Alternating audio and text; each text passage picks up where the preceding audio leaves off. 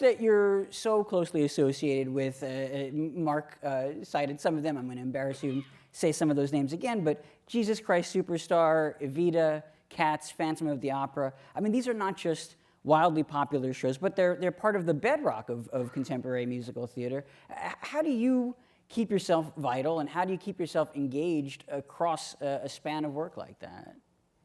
I guess because I don't really think about it like that. I'm one of those people, I just love musical theatre, and I'm lucky enough, that I, not only did I know I wanted to be a writer for musical theatre when I was very, very young, I knew what I wanted to do, and I just sort of bless everything for the fact that that's what I do. You don't sit down when you're writing a musical to think, is this going to be a huge hit or is it not really? Well, at least I don't. I just write because I enjoy writing and I love being a part of the theatre. You have a show that you've been working on for some time now that's a week away from opening, School of Rock. Well, School of Rock, yeah, I mean, it's an interesting one, this one, because in one sense it's me slightly off-duty, but in another sense it's just been a great joy, because the first piece that I ever wrote that really saw the light of day was called Joseph and the Amazing Technicolor Dreamcoat. I think I've and it was performed. It was performed when I guess I was about 19 when I wrote it, and what happened was that a school master who actually had taught my brother, he asked me if I would write something for the children of the school to incorporate all of the kids in the school, whether they be musical or not, something that they would do. And I just started working with Tim Rice, and I think he probably thought, as I did, well, actually writing for a Friday afternoon concert for a school in West London was not exactly the career-launching thing that we'd thought. I rather had hoped for the sort of West End or Broadway, but it was not to be. And so we did Joseph, and I suppose that was where my love of actually working with kids and doing something which children could perform really started. Now that you've got a couple more shows under your belt, but you're very close to a Broadway opening now. Do you feel yourself going through, the same kinds of, emotions, or even is there even the slightest sense of uncertainty as a curtain is about to go up now? Of course there is.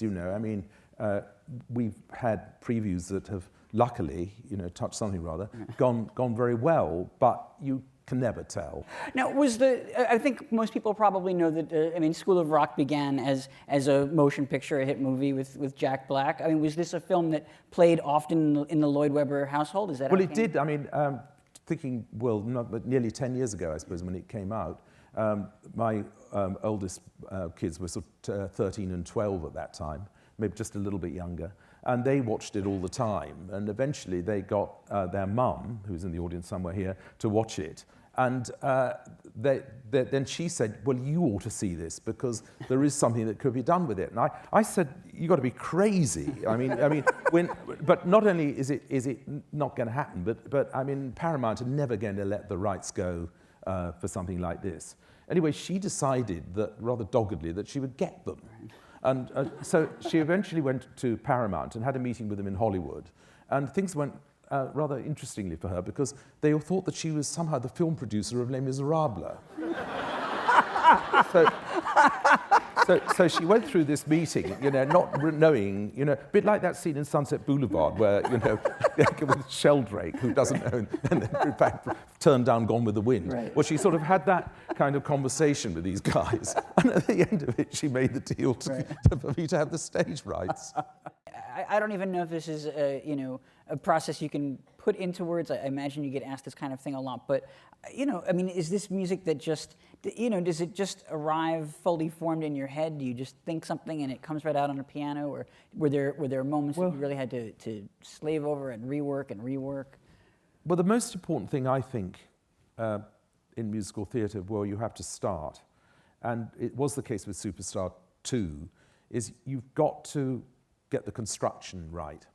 I think there are two things in musicals that often people don't actually necessarily notice, but the really great musicals are very well constructed. And the other thing, which I think is again something Hal Prince said to me very early on in my career when I got finally to meet him, he said, you can't listen to a musical if you can't look at it.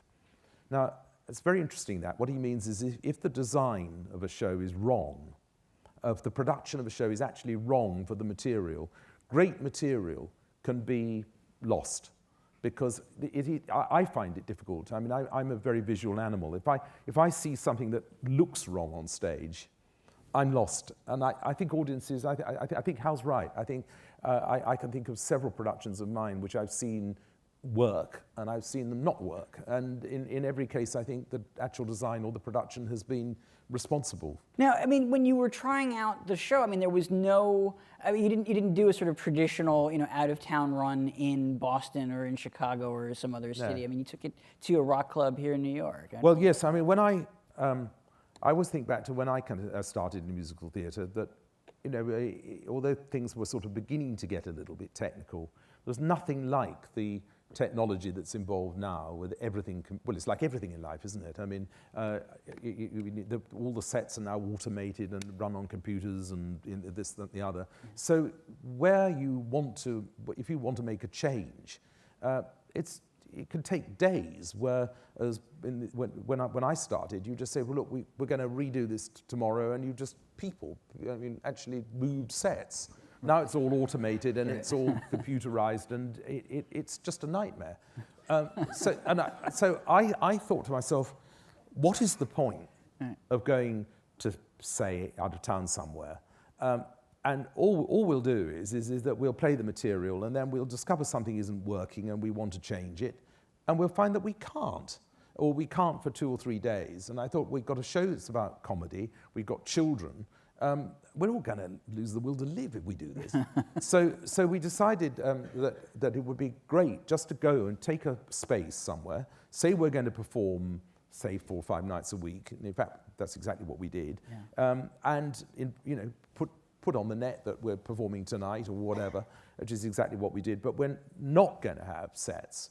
We're not going to try and say that this is what it's going to look like. But we are actually going to perform the material. For people who aspire to careers as composers or want to create musicals, I mean, what kind of advice can you give a person? Well, I'd say, again, what I said early on, that I think the most important thing is to get your work performed.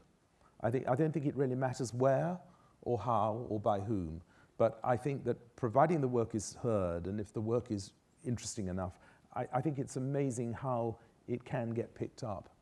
I think it really, and particularly today, I mean, is where it's so much easier to film or record things. I mean, when I started, it was virtually impossible to get a decent recording of something at a school concert. But now you can obviously get something of a pretty high standard, and that would be my advice.